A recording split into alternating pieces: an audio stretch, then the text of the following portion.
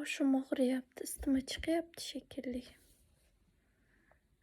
Tezda 2 ta parasetamol bilan bitta parashok ichib yuborsam, rosa yaxshi bo'lib qolaman. Siz ham har safar isitma chiqqanda yoki gripp bo'lganda shunaqa qilasizmi? Ammo bu judayam noto'g'ri. Parasetamol isitma tushiradi, og'riq qoldiradi, yallig'lanishga qarshi, lekin uni ko'p iste'mol qilish sog'liq uchun anchagina zararli.